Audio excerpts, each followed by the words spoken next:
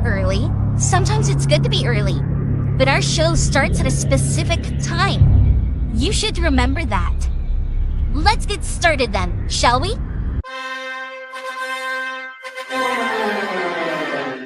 Dillon, I don't give a what you think about a co-host and freshen up my show. It might not be flashy, but sometimes you just got to toss another person to make a statement. My show's about the people's podcast. Everyone has a voice. I don't need a co-host. Go listen to one of the other 5,000 shows with a co-host because they don't have a mouth like the big guy. Opie, are you a career killer with Tim Sabian, yourself, and many others? Be myself. Never had real issues with those people. They just understood that I was a different bird. The rest of them, though, I'm like, oh, shut up. I'm paying your salary because the ratings are so good, so shut up. Right.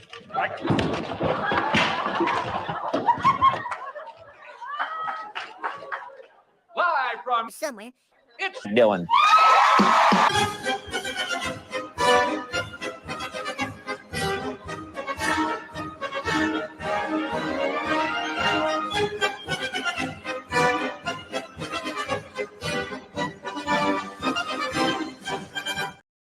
Good morning or afternoon, whenever the hell you're watching this, if you're not watching me live.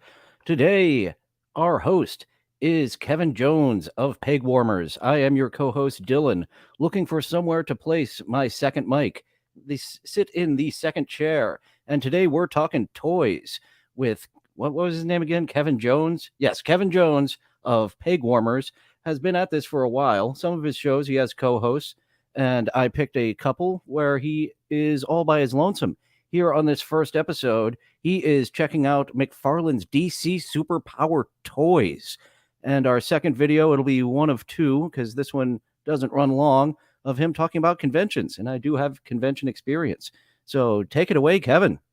Welcome to Pegwarmers. I'm Kevin, and I'm here to talk about toys. Today, I'm taking a look at the McFarlane. I do have to say that this is children's toys, despite the word peg being in his name. Pegwarmers refers to the toys no one wants. They are warming the pegs with their cardboard. Cardboard not exactly known for its warming power beyond when you set it on fire, but that's what he chose. Toys. Kevin Jones is the toy you don't want. Everyone was very excited about them because it's retro fun. And I'm very excited about them. I had some of the superpowers. And I don't think we're going to get through this at normal speed. And Lex Luthor, I believe.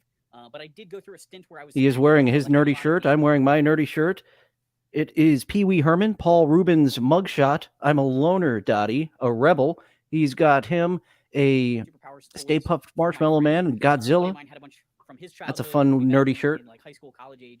And actually, Greg, who was on the Hot Ones episode, if you haven't seen that one, the Hot Wings Q&A, he has a pretty big superpowers collection. He sounds low. I should have tested this beforehand. I might be able to keep this pretty high up.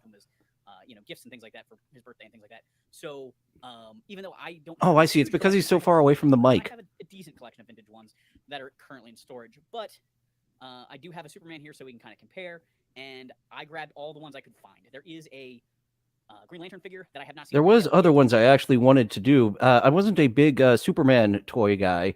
Power Rangers, he's got an episode of. I was right in that age range for Power Rangers and Ninja Turtle toys. But those he has co-hosts with. It didn't lend itself to this format for me to have him with other people. So let's talk about the Batwing and the Supermobile. Supermobile has some fisting power. A fisting power Batmobile here on Pegwarmers. You are all about the innuendo without actually doing the innuendo. You are all around dirty stuff while talking about kids' toys. The Batwing, which is in this line, the Batcopter, which was in the original line.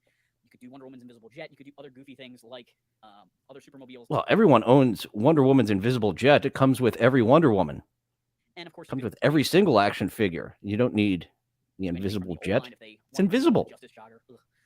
You just sit her down on nothing. All those other fun toys, but DC superheroes don't scream vehicles. Most superheroes, in fact, don't scream vehicles. So it'll be interesting to see how that goes. I don't know if we'll ever get a Hall of Justice playset, but I would love just seeing wave after wave. The Flash doesn't have a vehicle. Let's dig into it a little bit more. I've already kind of teased a bunch of the stuff, and I'm sure you guys have seen some of the stuff already. Have Darkseid in the package here. Yeah, a lot of fast superheroes. They would not have vehicles. Opening him up shortly. I want to start with the packaging. The packaging is so Ooh, open him up. Gape him good, Kevin. Eye-catching, which I think is great for trying to sell stuff to kids as well as nostalgic for selling stuff to collectors. This is a kids line with collector packaging. No way. It's very nostalgic packaging, but these are fun for kid toys. I got Superman here. Do we have an actual kid to confirm this? Do kids in 2023 enjoy this? Kevin enjoys it, but he and I, we're both pushing 40 now, aren't we, fella? Nice paintwork. He's got his S on the back of his cape. I still like to say mid-30s instead of pushing 40. And they are missing here. Here we've got the original Superman, and his mechanism is a little weak because it's been used a lot. But you know, he's used those hands a lot at the same time. Also, Bukkake Superman there. Here's your ASMR segment as I play with this game. Ooh, some ASMR toys. It's just not that clothy. Here on Pegwarmers, we have a hard clothy cape stance. The clothier, the better. And Superpowers, the original ones, had the clothiest capes in the history of cloth capes. This is inferior, but it's not terrible.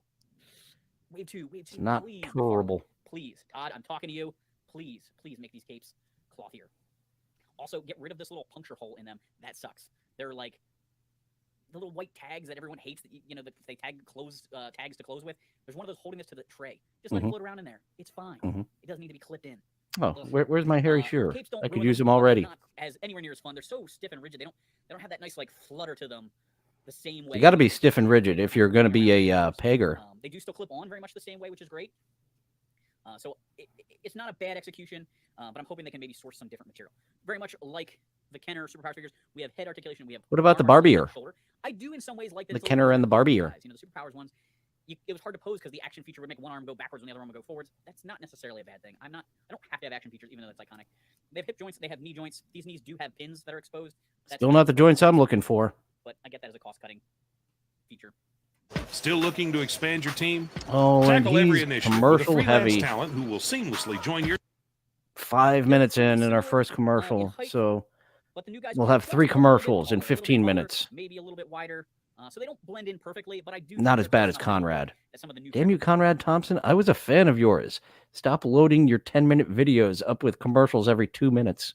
Characters can be slipped in with your old display. Actually, Conrad, you came off. I didn't think you did anything particularly slimy until that Ric Flair's last match. And yes, he's your father-in-law, and yes, he wants to do it. But no, that was slimy, Conrad.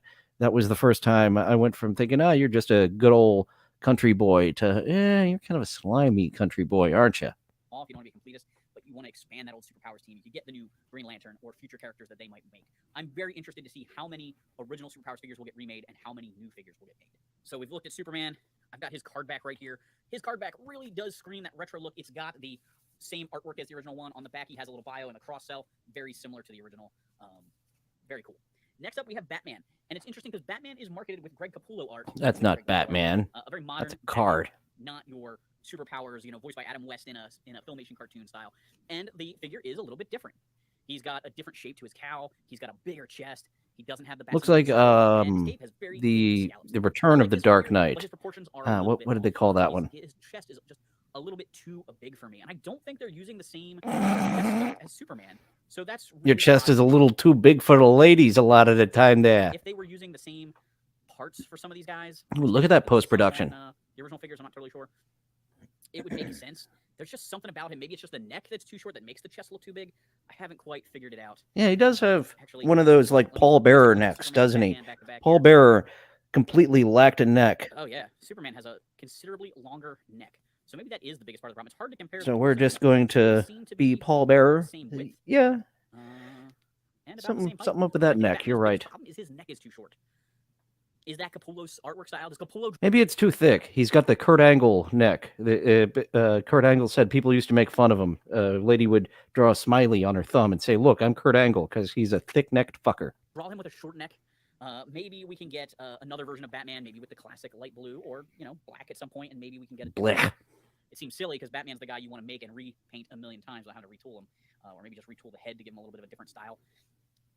Todd, I'm going to talk to you again. Todd, Can we get a Kelly Jones Batman? Can you give me a Batman with the bat ears that are like a mile high? Todd and a big old McFarlane? crazy cape? Is that who McFarlane is? Is he talking to Also, I Todd really would like to McFarlane? see some of those 90s characters. Why do I know that name? We have a new 52 style Doomsday here. Doomsday, Darkseid. I would love a Doomsday in this line. I would love Bane. I would love Azrael or Azbat. I mean, really. I would like the Cat Azrael too. Got to get Gargamel along with it. I didn't know they were sold separately. All right, I'm gonna move on to the vehicles. We'll come back to Darkseid last. The Supermobile. Now, I had the vintage one as a kid. The vintage one was more compact. It had a battering ram on the front. This is based on a different Supermobile design. Superman just wasn't fisting well enough. He needs his car to fist. When I get Darkseid out of the package, I will definitely punch him. It's got compartments in the back here. See if I can open them up. You can store accessories in here, or you could store guys. Oh, well, work is hard. Even the old Superman doesn't fit. What? Oh! They're getting closer all the time. All right. That's where a kid could store Aquaman's lance, dragons, right? Or the last Maybe I should have gone with one of the lol cows. But I would say, again, that's something that they need to work on. When you're making a line like this, make the features function. Otherwise, don't bother with it. Instead of a peg warmer. The cockpit kind of springs open, which is cool. I don't know if, I think the peg warmer to me is a sub who doesn't jump up and down, who just sits on it. There are some sticker decals in there. I don't know if I'm supposed to take his cape off to put him in. That was the good thing about the clothy capes. They just folded up nicely and fit in there. These slightly more rigid ones get in the way a little bit more. He fits. Excellent. Up, and away. I love it. Good for you. The Batwing. How amazing is it? We got a Batwing. This is super cool. It is pretty tiny, but it is awesome. Is Batman gonna fit? It's in a nice dark blue, almost a hint of purple. Is that Batwing a size queen? Batmobile. Little teeny petite Batwing that'll take the biggest Batman it can find. If they do, that it's obvious that it's a reissue. I hope they don't cheap out and like make it a one-seater, but I could see that happening to fit the price point of this line. We'll see what happens. I'm trying to open up the cockpit on this. The bat signal does it again. That's cool. It's even got a bat steering wheel, which is such a great touch. Let's put Batman inside. Force that cape in, tuck it around. I don't have any toys to join him in the fun here. Really gotta lean him back in his seat. Wasn't even able to find a video game or a toy shirt. I had to go with Pee-wee. So they can spring out into action. This reminds me of a Jedi Starfighter toy. Just the kind of the profile of it, and Batman doesn't usually remind me of that. I guess just because it's so like squished. It's reminding me of those Jedi Starfighter toys from Episode 3. It's got these turbines here, or maybe they're guns, depends what you want to pretend. It has a power pincher feature. Let's see. Oh boy, this isn't fast enough. Pretty cool. The wings also can fold up, so you can pretend it can land. 1 3/4 times. Totally what I would do with those fins up like that, or they fit at a slight angle. Wonder if they would repaint this as mute. Why am I not pushing mute? I'm thinking that I can just turn away from the mic. I really like. I know that's not acceptable. For adults to enjoy as the retro feature to share with their kids. I definitely want to see what my stepsons think of these. The last figure we had to check out is Darkseid. If you didn't check out the boxes over here already, they've been on the table the whole time. They have a little bit of artwork that is very reminiscent of those superpower drawings. The back has photos of the features and things like that. Stepsons. That does mean there's no evidence that you had sex with a woman. You are just their asexual new dad. Hi, Loki. We've got to talk about toys with a guy who's just very interested in these toys. He's so entertaining talking about these toys. The coolest thing about the original Darkseid, does not have it on this one, was the light piping feature. He had a little clear plastic on top of his Christian head. Bale, what do you think of Kevin Jones's appearance on this episode? You are trashing my scene. Super cool. I gotta get Superman out of the Yeah, well, we're trying new things. Not everything will work. Superman versus Darkseid. You can see he's a much larger figure. Obviously, no cloth good item here. As he should be. Great value. Both He's of to these figures scale. are under $10. Well, The vehicles Darkseid should be very, very bigger, shouldn't he? Batman might have been under 20 and the Supermobile around 25. I forget exactly. I'd have to look back at the receipts, but they were fairly inexpensive, and that's what makes these great for collecting or for kids. So he's got some decent paintwork with the red and yellow striping on him. He's got the big blue armor plates over his gray skin. Body, stretch suit, not really sure. As a kid, I always thought Darkseid was made of rock because his face is very stone-looking, and then he has this gray area down here. This design has gray trunks sculpted on, but not painted in any particular color. So, are his legs tights? Or Does his legs Damian Wayne come with Batman? His arms are gray and have stone texture. So Do we get Talia al Ghul? Do we get to so play overall, I am very in a Batman Dream House with Damian Wayne and Talia al Ghul? The old line was a lot of The fun. toy I want. think that this has The Batcave Dream House.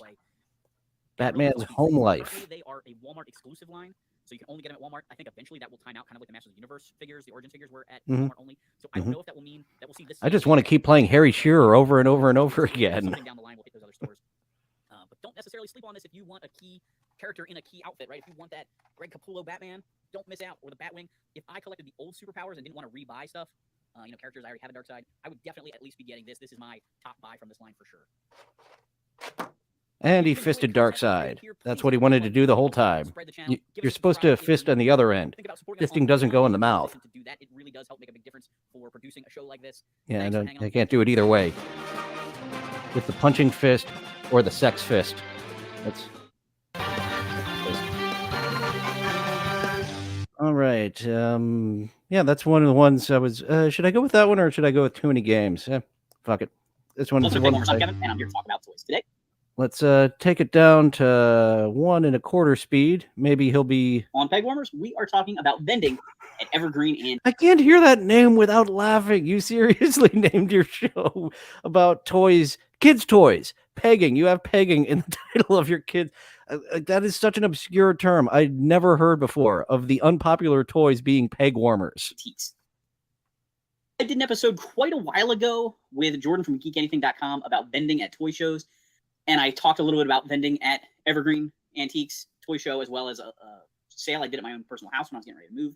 So it's like I don't know. These are all going to be boring. This was an experiment. I'm really struggling with our buddy here, Kevin Jones, and his toy talk. But let's actually go to this one. Too many games. We're at Too Many Games. Same but different.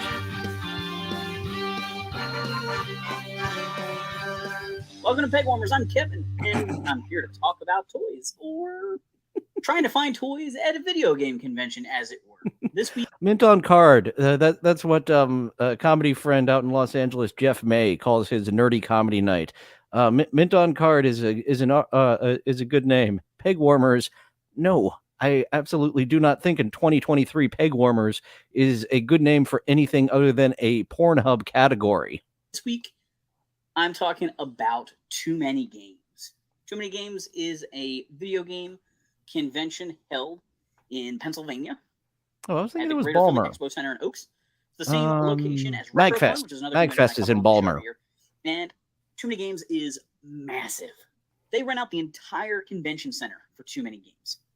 I help out at registration every year. We are scanning QR codes or taking cash or credit sales. Oh, look at him. Him and I do a similar job. I did the same thing of checking people in. So when I would work registration, you would want to get yourself familiar with the system. And, they would ask you, what did you learn? Did you figure everything else? And I would always have an answer. I have figured out that there are 2 Adolphuses and 1 Adolfo attending, but no Adolphs. Giving people their badges, always how I searched. They might be getting from different ticket packages as they go into the convention. And there were this year, we really streamlined the process. Adolfo was an F. Adolphus was a PH, but no Adolf. The security system for the convention was able to screen the bags a lot faster, and we just kind of had enough people working at registration. It was really streamlined. Yeah, invisible bags. They want you with the clear bags now to make that check-in a lot easier and to make sure that you aren't going to America the place up. Move where registration was at. The only downside of that was I saw less of the con this year. Usually the exit was sort of next to registration, so we'd see everybody at least leaving. So I felt like I missed out on some of the cosplay this year. Speaking of cosplay, here's April and Casey as they left registration. I was trying to get a shot of them coming towards me, but I got them as they were leaving registration. They checked in at a different. Too Many Games has arcades, tournaments, the vendor hall, tabletop, where's the pinball? Yes, concerts, and an escape room. There really is a lot of stuff going on, and the convention center's made. Escape room. That's a good call. Good call on the organizers. Every section of the building, and the concerts are actually at a separate location this year. Arcades, so big, what you expect. There was free play consoles. So big that the music could not be housed in the convention center. Arcade machines, lots of stuff from different areas that you could try out.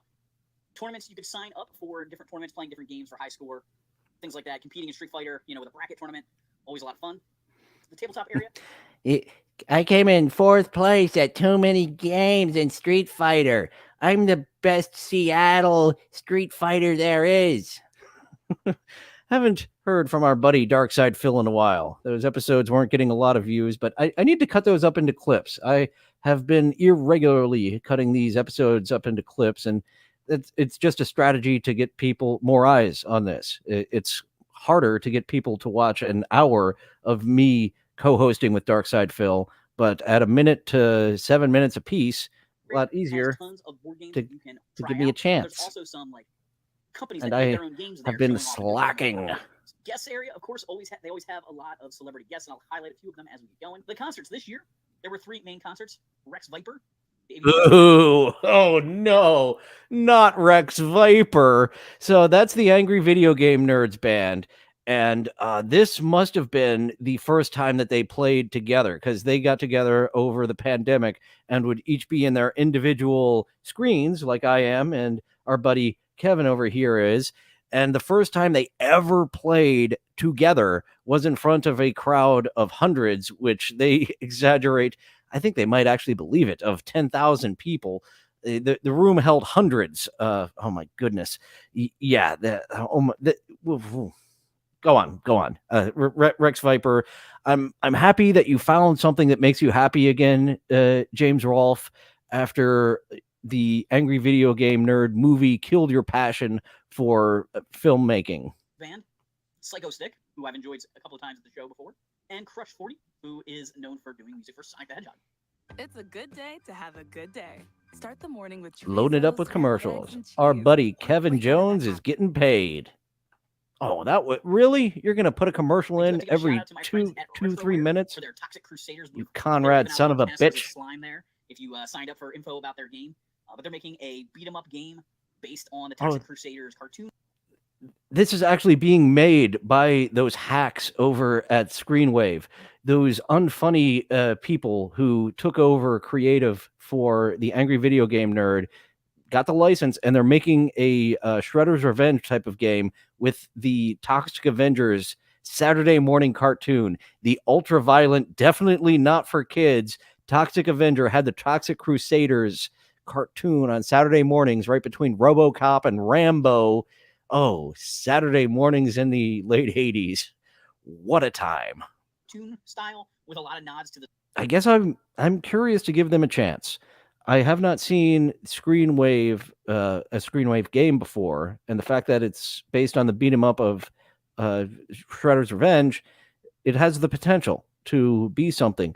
So Screenwave, you stink creatively. You are awful, Screenwave, at creating Angry Video Game Nerd comedy and episodes. But this Toxic Avenger, Toxic Crusaders game, you do have me a little bit curious. Hopefully you don't stink at game designing the way you do at creatively producing videos. I've been seeing the process all along as they've been working on it, and it's pretty exciting. The convention did away with raffles this year, but they had a scavenger hunt.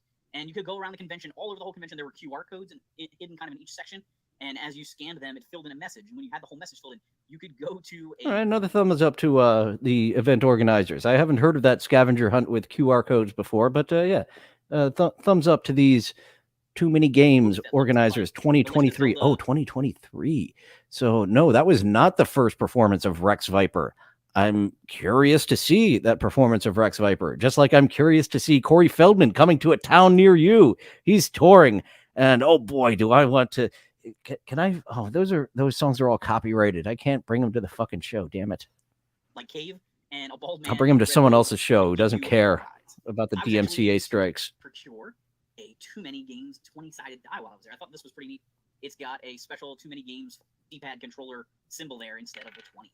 Oh, another fun thing I got at registration, one of the attendees brought a pouch of ducks with them and was giving them away to people, and I got this gamer dog with headphones and a controller in his hands. I was what a fun attendee. But I was able to scoop away from time to time and look around, try to do some toy hunting. This is not a toy show. I knew I wasn't going to find a ton of stuff, but there is a vendor there who usually has some action figures. I've actually bought some of the like Hasbro, Street Fighter, Mortal Kombat figures off of him in the past, so I wanted to check out his booth for sure. So I started roaming through the aisles, the vendor areas. You went to the vendors and you found one that you really liked, and you said, Hello. Guess who? I would like to buy your wares. Huge. Of course, I saw things like Rob the Robot. There were some Godzilla toys and My Little Ponies. Cobra Commander we saw just a moment ago. This game from Mattel kind of blew my mind. There was a guy selling custom swords. The Sword of Omens was pretty awesome. Josh, are you watching? There's more swords. You can add to your collection. Ooh, a Thundercat sword. So I was still hunting for toys. There was lots of Pokemon plush to be had. I did find a Battle Armor Skeletor, probably the most Like the Snorlax is automatically a Squishmallow, isn't it?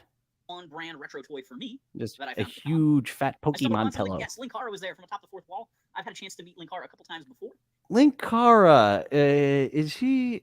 I've got to do more research into that lolcow. He, I believe, was posting on gay and trans porn under the name Linkara. You're supposed to come up with something that isn't your public persona to talk about these filthy, filthy whores, Linkara. And he's always nice to talk to. He wasn't feeling super well this day at the show, so my visit with him was pretty brief. Yep, gonna have a commercial every 2 minutes on this one. All these people are waiting in line to get an autograph from Sean from Movie Dumpster. Somebody did earlier. Cam Clark was there, the voice of Leonardo from the original Ninja Turtles cartoon. Already had his autograph, but I did swing by his booth. Clark, I don't recognize that name.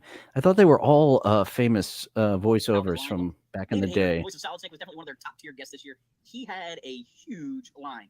And I think he was a pretty cool guy because guests came back. A line huger than Sam Kinnison's. Convention attendees and convention workers were saying it.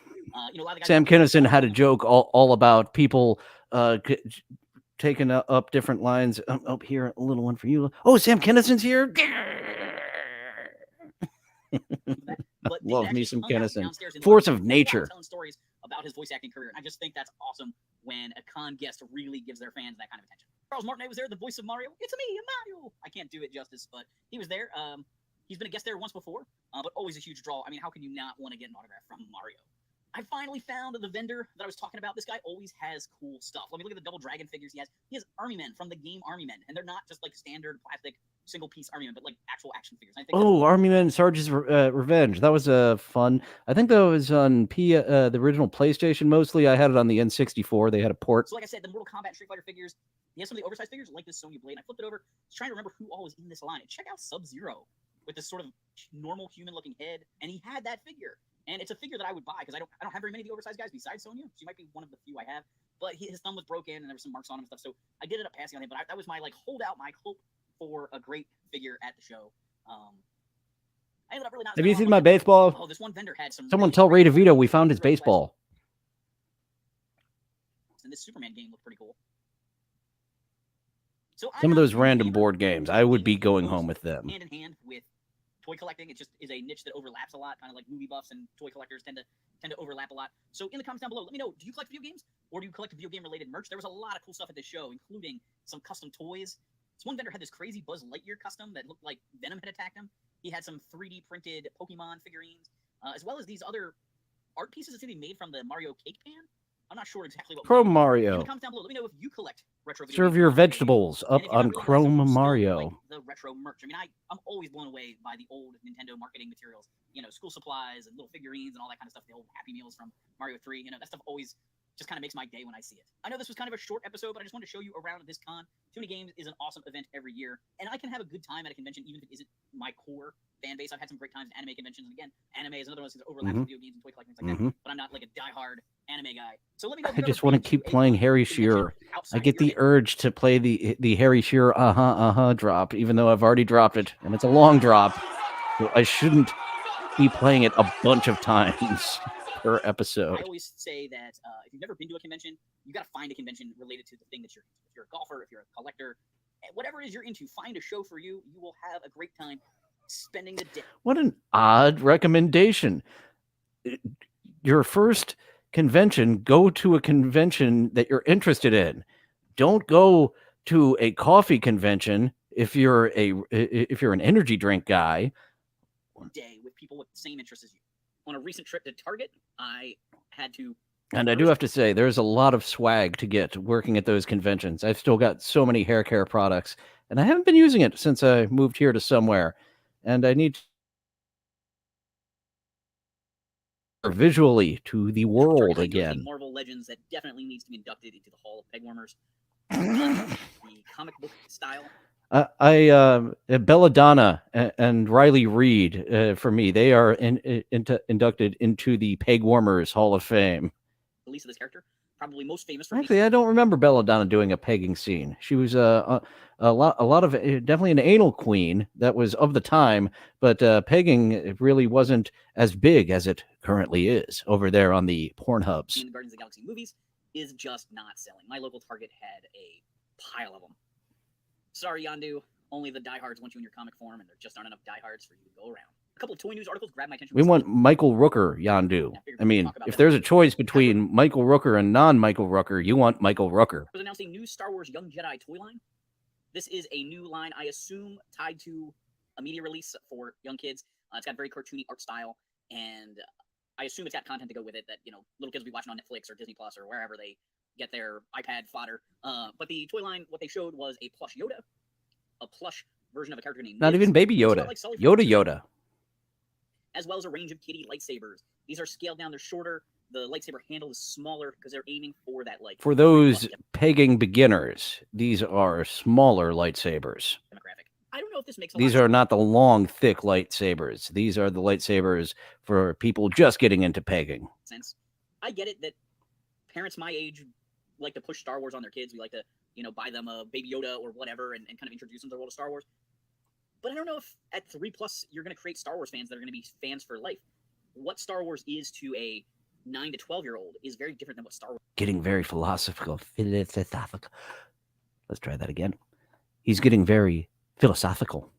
Would be to a 3-year-old. I just can't imagine roping a kid in at that age and it creating that brand. No, don't rope a kid in at that age. Then you'll be Uncle Paul and you will go to jail. Do not rope kids in. Moving forward, what a kid gets introduced to at a. He's got an Uncle Vlad shirt. That's a terrible Uncle Paul. You got an Uncle Vlad shirt, but you're talking like Uncle Paul. Paw Patrol level, and then turning into Sled Dogs later, or I don't know, Homeward Bound, pick your animal movie. Like, I don't know if that family transitions with that. Snow Dogs right after the. Did he get the Oscar or was he nominated? Cuba Gooding got the Oscar for Jerry Maguire, didn't he? And then, yeah, he just got a bunch of garbage roles after that. Poor Cuba. And I don't know if Cuba? Cuba? Transition Cuba? growing up with this young Cuba. Jedi stuff into loving the original trilogy. Maybe His early role, he was a background actor in Coming to America, getting his hair cut by Eddie Murphy. Cuba Gooding was. I mean, Hasbro's got a lot of experience, but there's also been a lot of Star Wars and Disney product that just It's really funny too. Eddie Murphy is coming nowhere near Cuba Gooding's hair while he's cutting it. Cutting How it. toy retailers plan to tap into the growing senior toy market. I was glad this wasn't another one of these kid-adult articles. This is actually about senior citizens, not about the 30 and 40-year-olds that are collecting toys these days. Basically, they are focusing on trying to make games that will help senior citizens socialize and improve cognitive abilities. So, one, to be able to interact with people of their same age as well as younger people, and Board games? also, you know, games that help strengthen the mind. Doing things like word searches and crossword puzzles and Sudoku help keep your mind sharp. So, Hasbro's teaming up with the Ageless Initiative So does to try and Tetris. develop some new versions of some old games, things like the Game of Life and Scrabble and Trivial Pursuit. And they're trying to kind of upgrade No, they don't want to play the game of life. They've had enough of the game of life. They are ready to cash in and not play the game of life anymore. That's not for the old folks. for a new generation, trying to make the games playable by seniors with their grandkids. And it is kind of an interesting factor because, you know, the Game of Life, for instance, that's fun as a kid to play because you imagine growing up and doing these And you aren't 80 years old and have had the shits of life. different tracks. I don't know if that's as much fun as a senior citizen to, like, get to decide now what you're doing with your career early on and starting over, sort of. Oh, going back and seeing all the mistakes that you made as you're literally at a cross section of on the game of life, and they just commiserate over. I had kids and a wife at 22 because that's what society told me. I wish I would have gone out and fucked some more. That was Little Miss Sunshine. Grandpa, when he finally spoke up, or he spoke up a lot, didn't he? But yeah, telling his grandson, fuck some more women. You gotta. My biggest regret in life, I didn't fuck enough. You gotta watch Little Miss Sunshine again. That's a fun There's a movie. game called Beat the Parents that my stepson plays, the card game. The questions for the parents are kiddie questions, things like naming a Bakugan or whatever. And the questions for the kids are things like the state Bakugan. capital or Is that a Star Wars? Is that a deeper Star Wars than I'm aware of? A Bakugan. movie. You know, it's sort of like or name a Rolling Stone song. It's always something that's sort of flip flop generationally, which makes it kind of fun, I guess. It makes it really hard for the kids, though, in my opinion. But so maybe there's some way of incorporating those kind of things, like Trivial Pursuit. If you have a modern Trivial Pursuit, that may be hard for senior that hasn't kept up with the news, but like we used to call it the baby boomer edition. If you had an old school Trivial Pursuit, was impossible for a kid. They don't know who was an Olympic gold medalist in 1971. So this could be an interesting thing to watch. Olympic gold medalist in 1971. I believe that man is now a woman and ran over someone with her car. The New Yorker. After Barbie, Mattel is raiding its entire toy box. Basically, this article talked all about the people working on the Barbie movie, like Margot Robbie and Greta Gerwig, going to Mattel's base in El Segundo. Can you believe that they initially had Amy Schumer as Barbie? Like, it's been documented several times over. What movie were they making with Amy Schumer?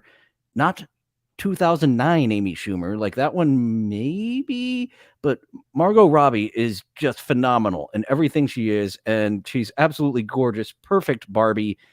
Amy Schumer, like did they film Amy Schumer as Barbie? I'm very fascinated about how that happened before they were like, oh no, what have we done? And getting a tour of the design center. The design center is an amazing place, and I've gotten to see some behind the scenes stuff on it through Spectre Creative, who Toy Guru used to work at Mattel, and Pixel Dan was at Mattel recently for He-Man's 40th anniversary. So I've seen a little bit of what that place is like, and this article kind of describes that. So it was fun to hear about them kind of taking these VIPs on tours to see where they design the toys, as well as seeing these mini museums that they have built for some of their key brands. That was an odd cut. Inside the design center to kind of immerse people in that brand culture. He must have gone down a rabbit hole of stuttering to just make that odd cut there. A lot about the process that went into developing the script for Barbie. But this is post-production. You get a shot of the toy that you're talking about, and then it won't be so damn obvious of the cut. Just like the whole thought process and getting involved. It was a pretty good read on all you that. Work for Screenwave? It was once one of Mattel's biggest brands. How they may try and bring them back into that movie setting. You know, there's been talk of J.J. Abrams working on a Hot Wheels movie. We've seen a Rock'em Sock'em Robot attempt with... Seeing just a poor attempt at an edit. That Christian Bale, what do you think? The fuck are you doing? Are you professional or not? I suppose he isn't. He's an amateur like I. The Battleship movie and Ouija, and they're not necessarily trying to always make all these movies an exact version of the game, right? Battleship really just kind of took the core concept of it, that it's a naval battle thing, and changed it, flipped it on its head with there being an alien invasion. Is Twisted Metal out yet? That's one, like, it's going to be bad. Twisted Metal is not going to be good, but is it going to be bad awful or bad awesome? But is the question. I'm using some Hasbro examples there, I know. But it went through how they're sort of trying to keep the Barbie movie on brand, but allow the people creating it to kind of do what will be good for the movie and moving that brand forward in its own. Some people are questioning why isn't Barbie Girl on the soundtrack for Barbie? Mattel hates that song. They tried to sue them so much, and they did not succeed. They hate Barbie Girl. Who is that? Aqua. They had a couple of other dance hits. Own way. And so, anyway, I found that to be an interesting read. If you're interested in it, just do a Google search. You'll find it. It's a pretty good article. Thanks for watching this episode, guys. Make sure you hit the like button and subscribe. Feel free to share this video with a toy collecting friend or a video game collecting friend. If you want to... I shared it with my audience, so there you go. I don't think we're going to get to the end of this one. Let's hear about the other toy show he went to. Oh, let me share the tab. There's definitely stuff I wanted to buy, but I was really trying to focus on being good that day and not bring a ton of stuff home. Oh, this is a normal speed. We're not doing my house in September. Even 1 1/4 isn't enough. Basement to have my collecting space the way I want it. I did some videos about doubles in my collection. I've been really working hard to eliminate some of the clutter down here because there's a lot of bins of toys and a lot of stuff, a lot of artwork and things like that. And I'm really trying to, pare it down so I can display as much of my collection as possible. Preparing for a day that will never come. The selling off and getting rid of your toys. It's a day that will never come. That was like me and my VHS tapes. Back when VHS tapes were a thing and recording things off of television, we didn't know that you could just go online and find it. Like this episode of Three's Company might be lost forever. We need to record it, and unfortunately, I'm getting it in syndication, so we're missing a couple of minutes of Jack Tripper and Christmas Snow. That was Chrissy's full name. Janet, all their shenanigans. So when the show came up, I had a few totes of stuff. Definitely an information hoarder at one point with VHS tapes, like the way people had newspapers stacked up in their house with pads. That was where I was headed with VHS tapes. Stuff left over from the previous time, which was all stuff I tried to sell at the house sale at my house. Took it to Evergreen Antiques. I did buy a collection at some point between the two shows. I hadn't really sorted through all of that yet, but I did take a few items from that. There were some like Batmobile shells that weren't in great shape. There were. So he's telling us about a second type of convention that he's been to. Christian Bale, can you give your opinions? This is the second time that he doesn't give a fuck. He, in that case, is me. There was a Hess truck and some things like that, and those all went straight to the show. There was a handful of like inexpensive carded items, like some Lego Star Wars merchandise, some like licensed wristwatches. I also thinned out my roleplay Star Wars lightsaber collection. I had 5 or 6. Yeah, I think I chose wisely. I decided I don't really need them anymore. Going with the other video, you're just talking about different merch. But Ed does a great job putting it together. And I really enjoy going to this show. Ed Bighead. This year, the video I did on this show was purely a Patreon exclusive. So for the people that have been supporting the show for a while, you may have seen the sights and sounds of the show before. Today, I'm trying to do it as a bigger, full-on episode. But my buddy Mike Rowe, who you've seen on the show plenty of times, Mike Rowe, Dirty Jobs. How does Mike Rowe feel of you not picking up a skill? Those who lived through the 90s will remember we were told, do not pick up a skill. Go to college. This picking up of a skill, this is things of the past. You go to college and you learn of computers and you go into computers. And now there are skilled laborers are at such a shortage because they told my entire generation, don't bother with that. Go to college and learn college things. Fucking pyramid scheme boomer fucks. That I decided I don't need to own and I can watch on streaming. I have not completely stripped my collection of physical media. I still have a lot of stuff. But I needed to take up less space. So I did thin out some of the movies that either... You need to take up less space. You and Donkey Lips both need to take up less space. How about some yoga and some disc golf, and you'll be taking up less space as long as you do that on the regular. Doesn't need to be every day. Give your body a chance to recover, especially being as inactive. Me too. I've been far too inactive. I've been saying I'm going to start doing yoga for months now. Ghostbuster and a Marvel color form, and a Batman 89 color form. It's based on the comic art, not the movie. But I did sell a few of those things. End up being antisocial. This was a very antisocial weekend. I was very bad at being social this weekend. Wasn't feeling the best, but I still could have made an effort. I got there pretty early on, plenty of time for setup. Mike Bro got there. What was that? We're waiting for what was? Things. I got there pretty early on. I guess you reset the camera. That was an odd zoom. Table. We're waiting for our friends Rose and Tony to get there, and the power goes out. Hey guys, power went out. This is a fun toy show. There's Mike from the Pro Show. Look out! You never know who you'll find in the dark. I can't see. Stop groping me. I can't see. This is not something you want. Alone in the dark. Back to Pornhub series. Happen at a toy show. Better during setup than when the customers are there, but it was really kind of a mess. It turned out it was only out for about 20 minutes. It was like a car accident. So we had a pole not too far away. They did get the power back on right around the time Rose and Tony. You got the poles outside. You got the pegs inside. Real penises over there. Fake penises over here. Got there, so they were able to get set up. But we were a little nervous that the show was going to be a bust. Oh my god. I have strawberry turkey for myself. Oh no. Then they started letting people in. It was, an even, slow trickle. I mean, it takes a little while for people to get there. Some people looked through the antique store before they came back to the toy show. They check in, pay their little entry fee, to help cover the cost of the events, advertising and all that kind of stuff. And then they kind of shuffle through. It's not a huge room. It's sort of like one loop around, double side, stuff on both sides of that aisle. I don't really know how many total vendors there were, but so set up more like an antique mall than a convention. Get a feel for it. It's kind of like a firehouse type of sale. Or like was Bob Levy there? Was Bob Levy performing at the firehouse? A hotel ballroom type of show, which are pretty common in my area compared to like the mega conventions for toys. So this is sort of a view of my table. The from Ultra Mega. You can see there's mega a lot of stuff convention. Here. I don't know how much of that. Ultra Mega Mega Man. Yeah. Ultra Mega Mega Man. Ultra Mega Mega Convention. That was. I put on my table a lot of stuff that I really what the South Park season 1 gag was. I don't know if that was good or not. I saved some of my high-end things back and put out a lot of the junkier stuff, the more yard saley stuff, because that's what I really needed to have gone. But then I felt like as space got made on my table, the crowd dwindled some, and then the higher price point items were up, and there were less people to look at them at that point. So that may have been a mistake. One of my favorite things I saw at this show, not really something for me to own, but just something I thought was really cool. There was somebody that was selling a lot of Disney merch, and they had a model of Starship Earth. That's the golf ball looking building at Epcot. I thought that was pretty cool. Some of the other fun things. What was the Cinemark, Cinedome, The one in Hollywood, I think it closed down, but I saw Birdman there. It was a fun theater. I got to meet G.I. Joe in the round. He is a friend of mine on in a Twitter. dome. He posts G.I. Joe stuff that he buys. He's slowly building a Joe collection, one part at a time. He's happy to buy loose figures and accessories and vehicles that are missing pieces and put them together, and he shares that journey online. Great guy. It was awesome to get a chance to meet him. And I also, of course, ran into Justin and Penelope from Farpoint. I didn't get a chance to film, show off my experience. I don't know, Mr. Penelope. It's so it's so odd when you cut to this no music. I got rid of a couple bulky things that didn't fit in bins at all, and then I reduced down. I had 2 bins worth of stuff previous to this. I don't remember if I had 3 or 4 bins worth of stuff that I packed to take to the show. Some bins were packed tighter than others. I reduced that down to... Oh, it's good to know. No, that drop doesn't work. From, I think, 6 bins down to 4 bins.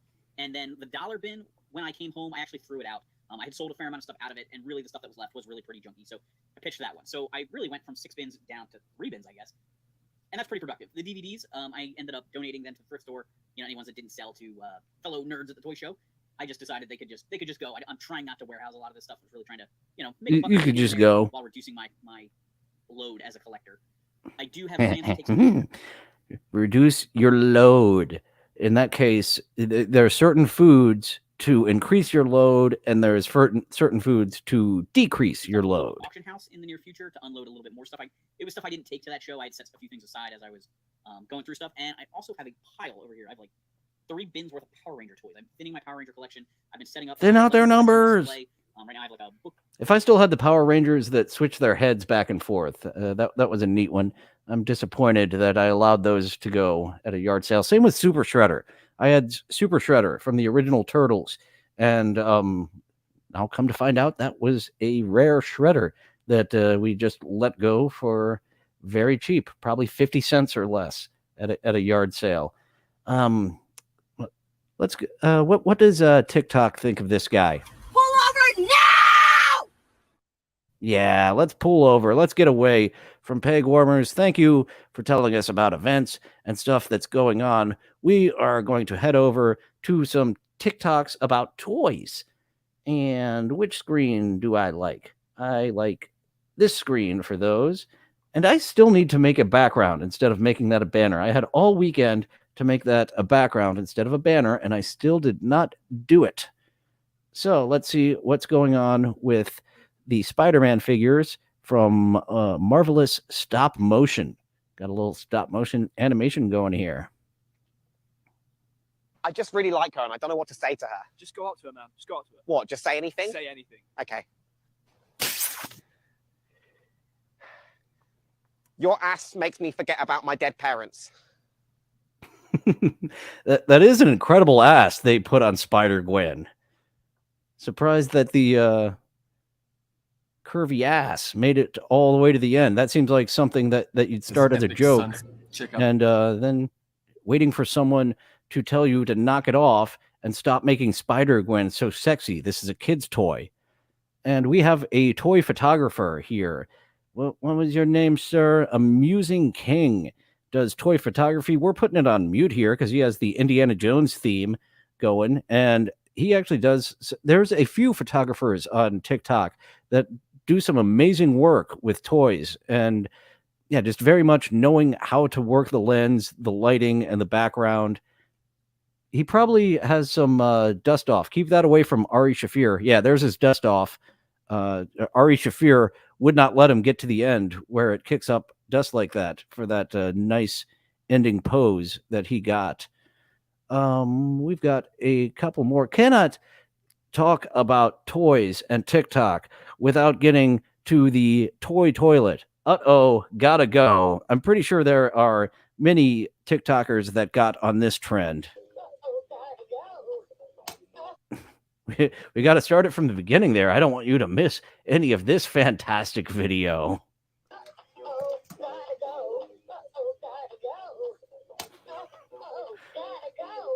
I don't know why this one. I guess someone just one day started fucking with the Gotta Go turtle, and everyone else decided to jump on as well. And we have an important announcement from our good buddy Perlman. He's going to use his wrestling figures to talk about Oh, wow. 3 minutes? This is longer than I thought. A few people asked me what scabbing is, so let me explain it to you. Okay, I'm going to use my wrestling figures here to explain. So Vince McMahon. This is important, though, because we have a double strike going on in Hollywood, and there aren't people lining up to cross the picket line as writers, but the acting folk, there are plenty of people that want to be seen on screen. We're going to have him stand in for a billionaire owner of a media conglomerate, okay? Big media company, he makes billions of dollars. Now, by makes, I mean he receives billions of dollars, but where does he receive it from? He receives it from the people who actually do all the work, right? The wrestlers get in the ring, just like the actors. They're the ones putting their bodies on the line. And they get paid, but not as much as the people at the top. I believe over in Hollywood, it's 400 times as much, and they make that consistently, unlike the actors who inconsistently make their rate. And you've seen those residuals. A lot of those residuals are out now. For appearing in like every episode of Orange is the New Black, a guest actress gets $25 every quarter. They're the ones that people are actually paying to see, right? They're paying to see the wrestlers, yet somehow one guy seems to end up with all the money. So one day, our workers, right, in this case, our wrestlers, they talk to each other and they realize this, that Vince is taking too much money. But also while they're discussing, they have other demands they slowly come up with, right? Like Al Snow here might say, we should have better mental health care. China might say, hey, all the women here are being sexually harassed.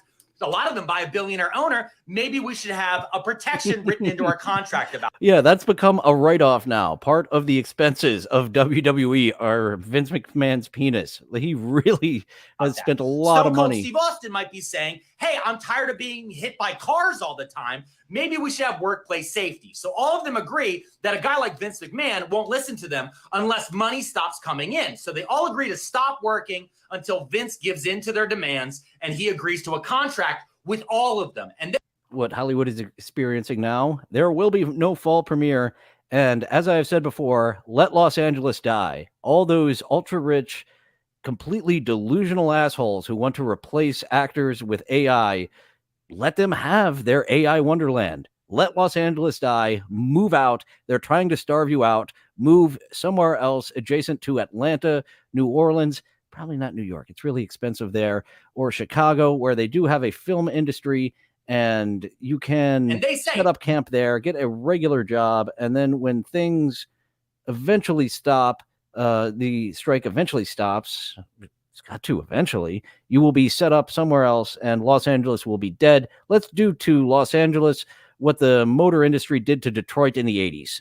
None of us will work. None of us will wrestle until you sign a contract with all of us and setting up basic minimum pay, but also all these other protections we're asking for. Because again, we have to be at our job to make money, to afford rent, to afford to be able to eat. So maybe if you agree with this with all of us, then we'll have a happy workplace. And Vince says, okay, so you're not going to work unless I sign this contract? And they say yes. And he says, okay, fuck you. Fuck you. Get out of my company. I'm not very Vince McMahon. Paying any of you anything anyway. You can claim you're on fucking strike, but I'm Vince goddamn McMahon. I'm made of fucking money. You will go up against Vince McMahon, you got no chance in hell. Not you, not God, not these petty politicians. Vince McMahon did have a match against God. Vince McMahon and Shane McMahon versus Shawn Michaels and God. I forget the result, but that was on a pay-per-view.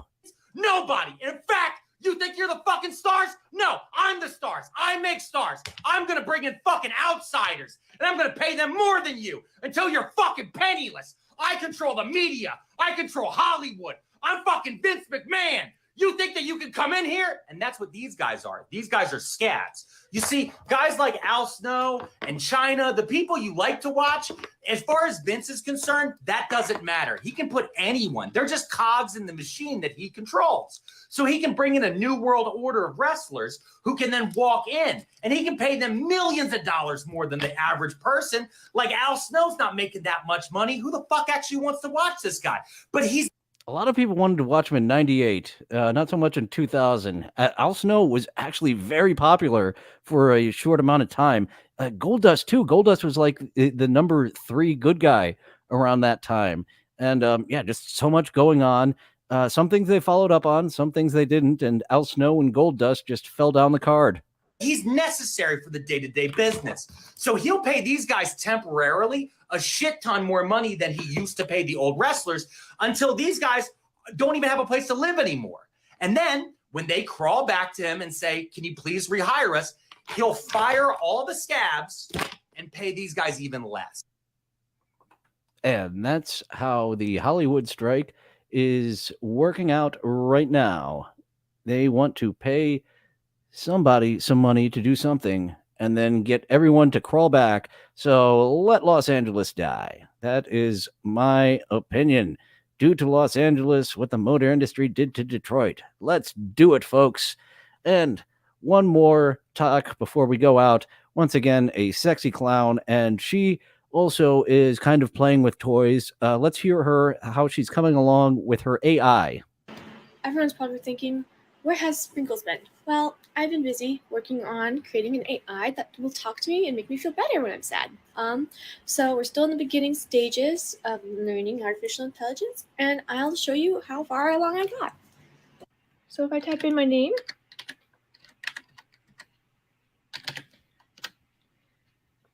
I do believe this is a couple of years old because this is a more rudimentary AI than we currently have. And stop teaching the AI things, people. The AI is going to team up with the trees. And once that happens, we're doomed. The trees have been wanting to kill us for a long time, but they haven't been able to.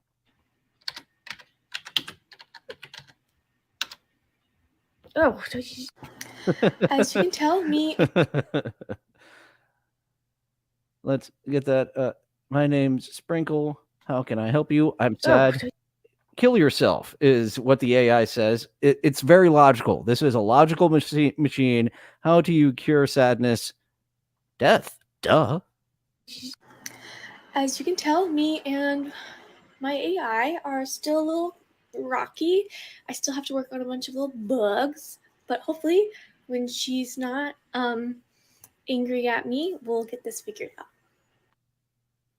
And that is all for today on Co-Host Auditions.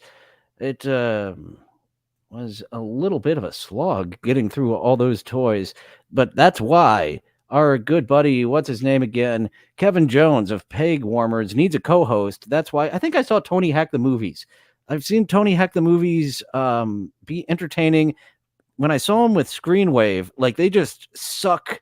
They are a black hole of entertainment. People who are fun elsewhere are just boring as hell when they have the Screenwave guys around them. And that's what happened to Tony Hack the Movies when I saw him. What was it called? Rental Reviews, I think it was. It was a takeoff on Red Letter Media. They actually did some of the same movies that Red Letter Media did. And I find those Red Letter reviews hilarious. I've watched them multiple times, and the rental reviews were just baffling. Even with Tony Hack the Movies, who I have seen be entertaining and fun there, anytime he was there, he was not, because you had just the black hole of fun, charisma, and entertainment known as Screenwave. So maybe Screenwave will come out with a good game. We'll see if that Toxic Crusaders is worth it. But that is all for today. Tomorrow, we have Maven from the WWE. He has a podcast now. He is back on the scene after not being seen for years and years. And Stuttering John Melendez. I needed a break from the Stuttering John world, but we will get a second Stuttering John co-host audition later this week. And tomorrow it is Maven from the WWE, who we try to see if we could be a good co-host for. Thank you for joining. Now go away